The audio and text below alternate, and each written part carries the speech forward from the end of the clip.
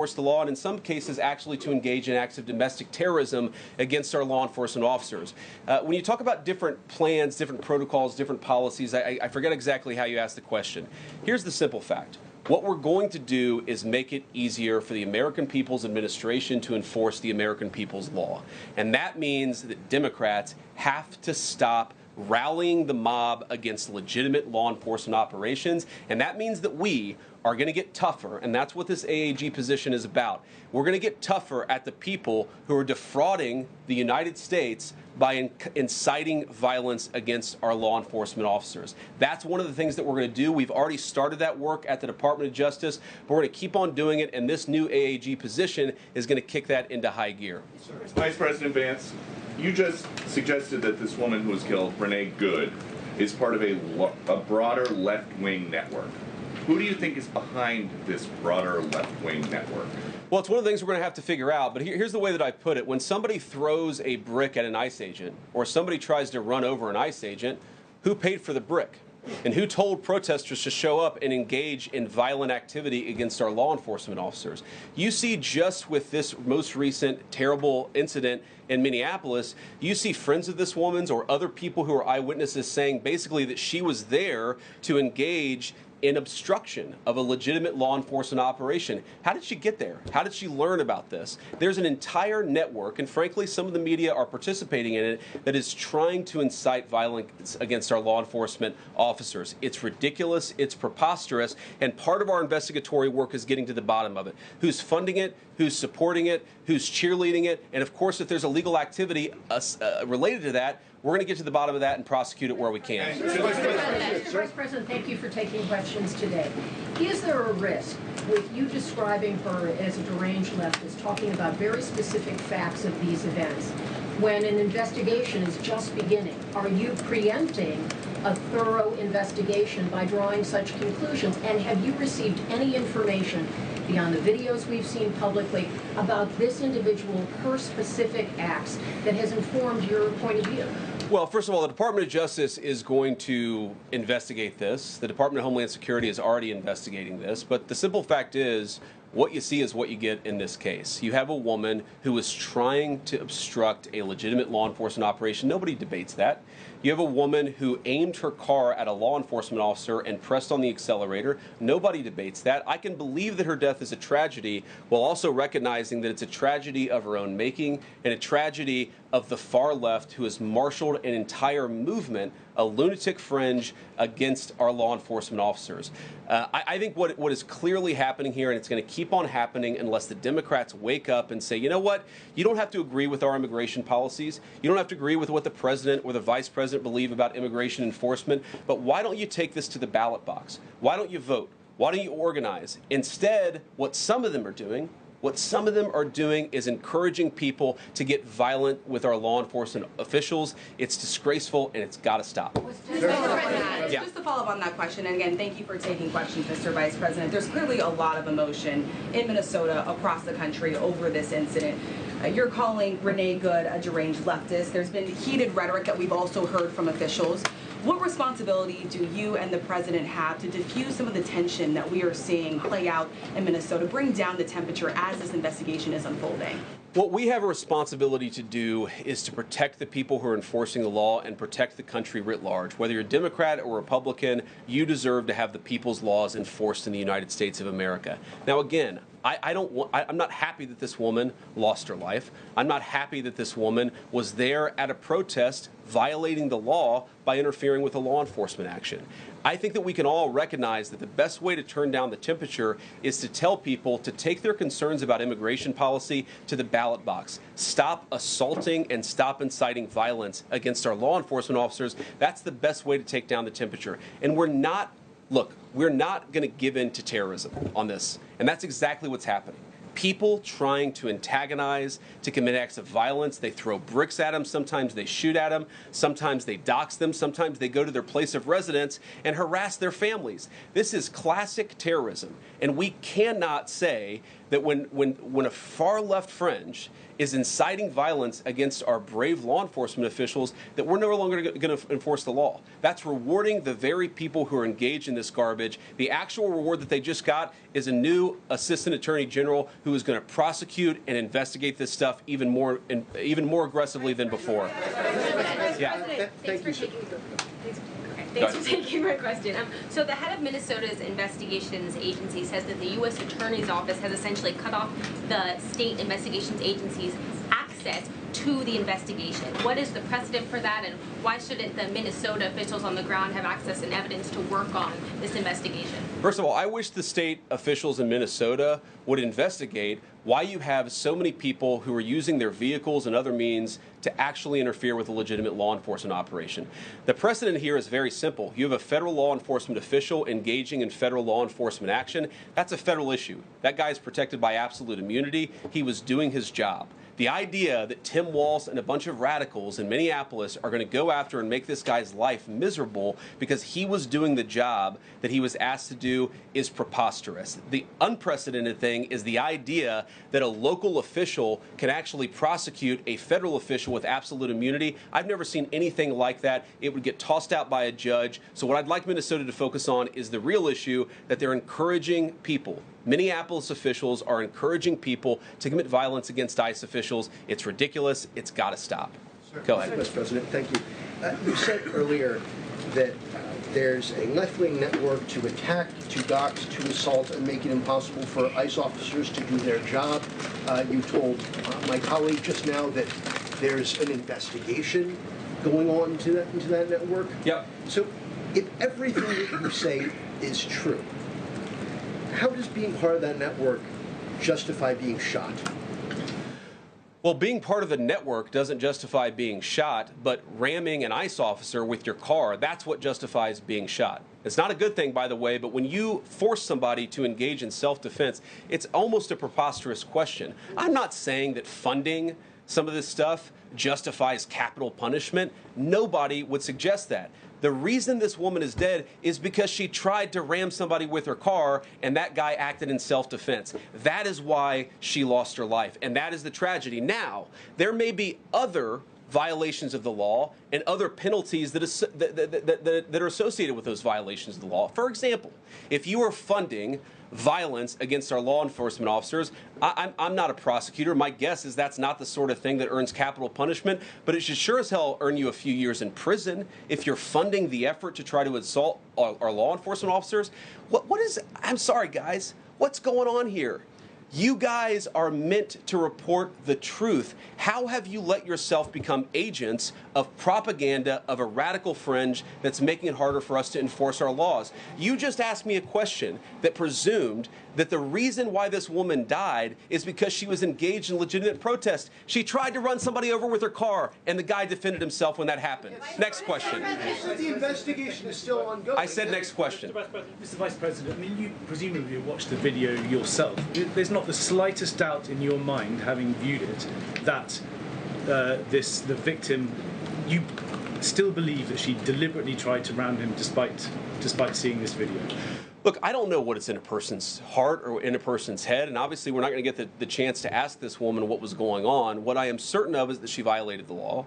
What I'm certain of is that that officer had every reason to think that he was under very serious threat for injury or in fact, his life. What I'm certain of is that she accelerated in a way where she ran into the guy. I don't know what was in her heart and what was in her head, but I know that she violated the law, and I know that officer was acting in self-defense. It raises an interesting point, though. Look, if people want to say that we should have a legitimate debate about, what was she really doing, right? Was she panicking when she drove into this officer, or was she actually trying to ram him? That's a reasonable conversation. What's not reasonable is for so many of you to plaster all over the media that this was an innocent woman and that the ICE agent committed murder, which is what many of you have said explicitly and some of you have said implicitly. That's what I have an objection to. The idea that this was not justified is absurd, and I think everybody knows it in their heart. Yeah. In the green jacket. Taking down the temperature, it seems like political violence is ratcheting up and riots could be around the corner. What steps does the administration have planned to try to unite America? Average people on both political sides are so tired of fighting with each other, and I think all the journalists in this room could agree with me that we don't want to be part of the problem. Do you have any words to unite America? I know you don't want to be a part of the problem, and I think that's true of a lot of you. I'm not sure it's true for everybody. because the reporting over this has been one of the biggest scandals I've ever seen in media. I've never seen a case so misrepresented and misreported when you have a guy who was defending himself and is now being treated as some sort of federal assassin by so many of the people in this room. First of all, let me say about crime. You mentioned violence. One of the things we're proudest about is that you saw violent crime over the last year drop by 20%. Why is that drop by 20%? Is it because we're attacking our law enforcement officers, or is it because we in the administration are empowering our law enforcement officers to enforce the law? I think that's one of the ways you take down the temperature, is you make people feel more secure and safe in their person and property. That's why we care so much about protecting our law enforcement, because it accrues to the benefit of the entire national community. I think that we can absolutely talk about the ways in which, you know, we can lower the temperature by discussing differences in a reasonable and rational way. Again, I'm happy to talk with any congressional Democrat or any of you about our immigration policy, about why I think it's necessary, about why I think it's in the best interest of the country, about why the President of the United States was elected to actually enforce the border for the first time in at least 4 years. So here's the problem. That's not the debate so many people are having. They are actively covering for people who are committing acts of violence against federal law enforcement. It is preposterous. The way to take down the temperature is to stop it. Have your debates about policy. Attack me. Attack the President of the United States. Don't attack our law enforcement officers. They are trying to do the job the American people demanded that they do. They are not policy actors. They are enforcing the law. They should be treated with a modicum of dignity and respect. And the fact that they're not is why incidents like yesterday happened. The one final point I'll make about this is, look, there's a part of me that feels very, very sad for this woman, not just because she lost her life, but because I think she is a victim of left-wing ideology. What young mother shows up and decides they're going to throw their car in front of ICE officers who are enforcing legitimate law?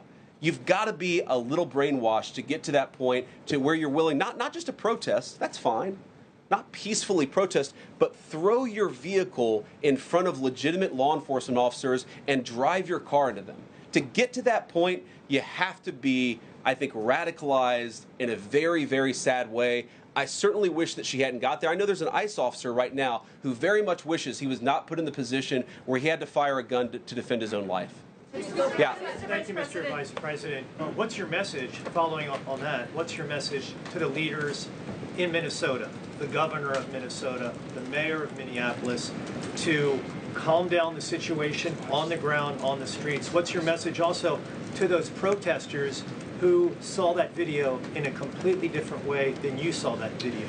Well, first of all, I think if you watch every angle of that video, there is one angle where if you squint, you can maybe tell yourself that it's not clear what happened. But when you look at all angles of that video, it is very clear that her vehicle went right for the guy. She actually collided with him, and then that's, of course, when he fired his shots. That's obvious, okay? So what I'd say to the protesters is, by all means, protest peacefully, but make this about ideas. Make this about disagreement with our policy. Don't use your protest as a justification or an encouragement for people to go and incite violence and participate in violence against our law enforcement officials. To the people on the ground in Minneapolis, meaning the local officials in Minneapolis from Tim Walz on down, I'd say, look, why can't you just disagree with a given piece of immigration policy without turning law enforcement into the enemy? And think about, for example, a criminal law, where a police officer goes and arrests somebody because they violated a criminal law. If you're mad about that, go and protest the politician who passed that law. Don't attack the police officer who's just doing their job. We had a wide open border under Joe Biden. I happen to think it's a good thing the President of the United States has closed it down. If you think that's a bad idea, criticize this administration for a policy decision.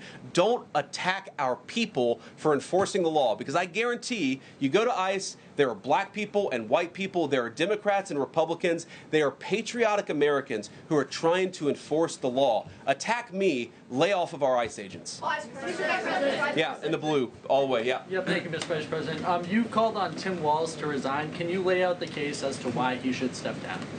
Well, look, I think Tim Walz should resign because it's very clear either that he knew about the fraud in Minneapolis, he knew about the welfare fraud, or at the very least he looked the other way.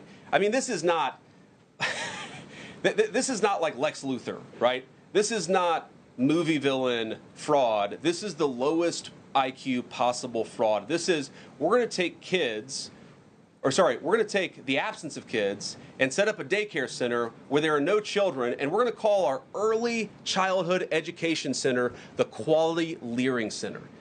By the way, if you can't spell learning, maybe you shouldn't be in early childhood education. But people got rich off of this. We know that there were schools who either had no enrollment or at least they overstated their enrollment. Tim Walz, either it was unbelievable incompetence or he was in on the fraud. That's one of the things we're going to get to the bottom of. Sir. Thank you, Mr. Vice President. Can you explain the difference between this Associate Attorney General and a special counsel? And do you envision this being a permanent position or having more of a limited scope? Well, it's going to be permanent until we get to the bottom of what's going on, so I think it's going to last for at least the remainder of the administration. What's different about it from a special counsel is, if you remember, the Jack Smith case where the special counsel was found unconstitutional, one of the big issues there is that that person was not an appointed person, completely aside from all the other issues that the person was a lunatic and that the case had no merit. There was a fundamental constitutional issue, which is that he had not been appointed by the president and he had not been confirmed by the United States Senate. An assistant attorney general, what that's going to allow us to do is appoint this person, have them confirmed by the Senate. That's one difference. The more substantive difference is that this person is going to be part of a very broad interagency White House that's being led from the President of the United States on down. And that's going to give him the resources, the access to material and information to make this person more effective. I think a lot of people have asked, how are you really going to get to the heart of the fraud? We've been asking ourselves that question for the past couple of months, and we think this is the critical piece at the Department of Justice to really ramp this fraud investigation into high gear. In the red tie, yeah. Vice President Vance, I wanted to ask, what's your message to far leftist agitators who feel emboldened to obstruct ICE activity in Minnesota and around the country? Well, I think they shouldn't feel emboldened because now they have an assistant attorney general who is going to prosecute and investigate their fraud and their violence more aggressively than it has ever been investigated in the United States of America. We are doing so much to try to find the financing networks and the domestic terrorism networks that legitimate this violence, that fund this violence, and that, of course, engage in the violence. These people should not feel emboldened because they have, for the first time, maybe in American history, an administration that is not going to tolerate political violence of any kind from anywhere. Yeah. It's not clear today that the entire weight of the federal government is behind these ICE agents and this ICE agent in particular. There is still a federal investigation happening on the ground. Does that mean that they are not looking into this ICE agent at all? They are just focused on the woman who was in the car? What is the investigation if the federal government has already determined that its weight is behind this ICE investigation? So what do you mean, when you say investigation, do you mean investigation of the shooting yesterday or of the fraud that's happening in Minneapolis? Yesterday. Okay, look, DHS, as I understand it, has an investigation already ongoing. I know that other organs of our government are looking at this. So yes, there's certainly an investigation that's happening right now.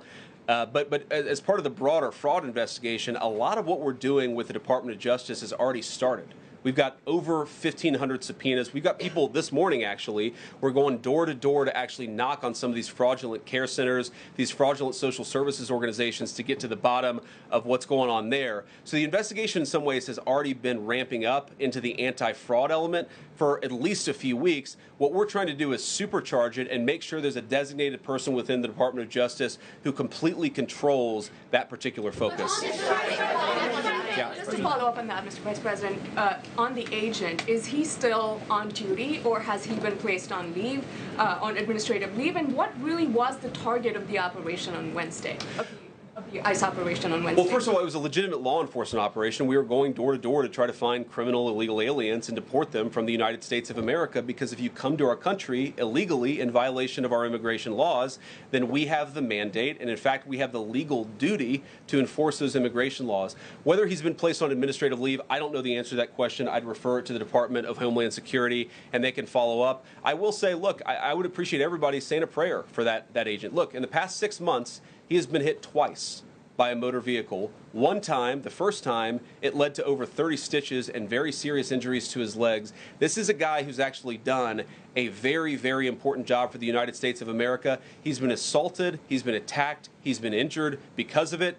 he deserves a debt of gratitude. And I think the media prejudging and talking about this guy as if he's a murderer is one of the most disgraceful things I've ever seen from the American media. Yeah. Vice President, what is your specific role in the future of Venezuela? And I'm wondering, could you confirm reports that the Director of National Intelligence, Tulsi Gabbard, was kept out of the planning for the operations because of her past concerns about military involvement in Venezuela? So I've heard a couple of things. One, that I was kept out of the planning for the Venezuela operation, that's false. And another, that Tulsi was kept out of the planning for Venezuela operations, that's completely false. Look, we're all part of the same team. And one of the things that is really amazing about that operation is that we kept it very tight to the senior cabinet level officials and related officials in our government.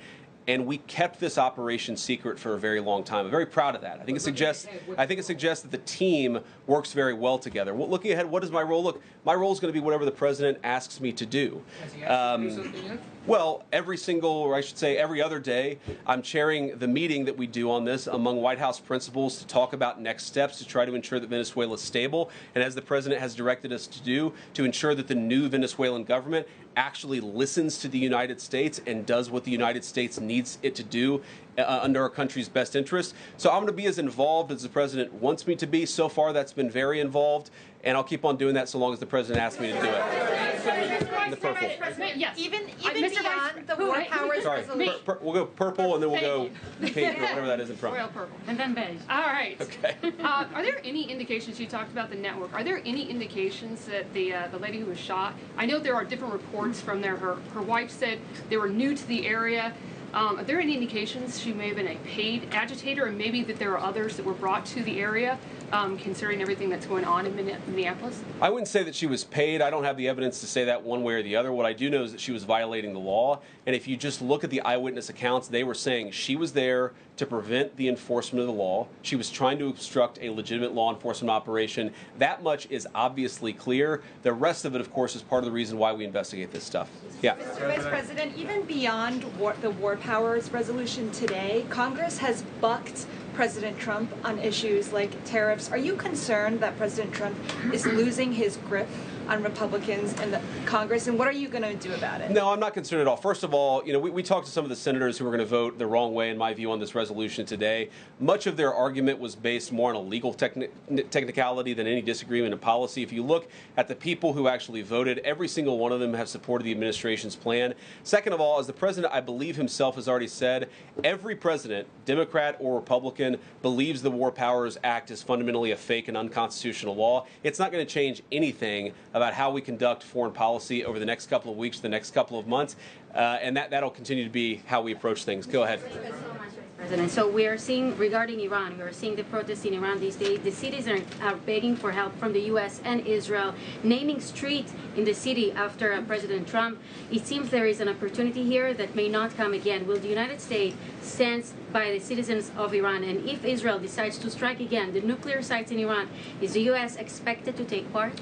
Well, look, we certainly stand by anybody who's engaged in peaceful protest, anybody who's trying to exert their rights for free association and to have their voices heard. Obviously, the Iranian regime has a lot of problems. And as the President of the United States has said, the smartest thing for them to have done, it was true 2 months ago, it's true today, is for them to actually have a real negotiation with the United States about what we need to see when it comes to their nuclear program. I'll let the President speak to what we're going to do in the future, but we certainly stand with anybody across the world, including the Iranian people who are advocating for their rights. I'll take just a couple more questions. Thank you very much, Mr. Vice President. Concerning Venezuela, how would you assure the Caribbean region that they will remain a zone of peace? Because some member states in the region are concerned. Well, look, the president had a very productive phone call with the president of Colombia yesterday, and we continue to talk at all levels of government with a number of our friends in the Caribbean region. I actually think this is really good for peace in the Caribbean, because when you take away a major source of illegal cartel revenue, which is the cocaine trade, the fentanyl trade, other sources of illicit revenue, you actually remove the power of one of the main destabilizing forces in Latin America and in the Caribbean. I really do think, look, we say it all the time, this is the president of peace. One of the ways that you establish peace in your own hemisphere is to make it clear that the United States is going to be respected, that the United States is willing to take power away from criminal cartel organizations and give it to legitimate governments. That's how we see the future of the Western Hemisphere, and and we think it's going to be much more peaceful than it was certainly under Joe Biden. I'll take one more question. Go ahead. Mr. Vice President, thank you. On Greenland, do you have a message for European leaders? Many in Europe reject the idea that the island could be for sale. Well, first of all, Secretary Rubio, I believe, is meeting with the leaders of Denmark and Greenland next week, I want to say it is, but maybe it's the week after that.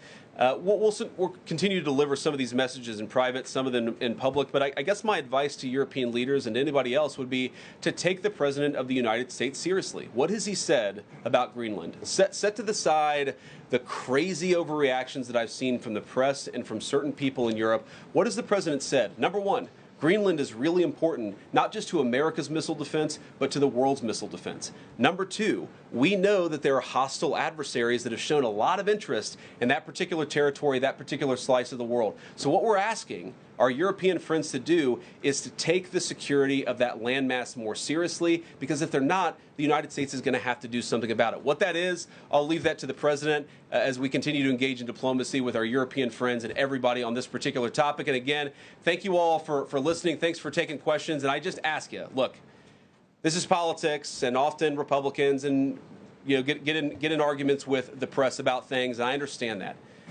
I think it's really irresponsible for you guys to go out there and imply or tell the American people that a guy who defended himself from being rammed by an automobile is guilty of murder. Be a little bit more careful. We're going to talk about toning down the temperature, which I know the President wants to do, and I certainly want to do.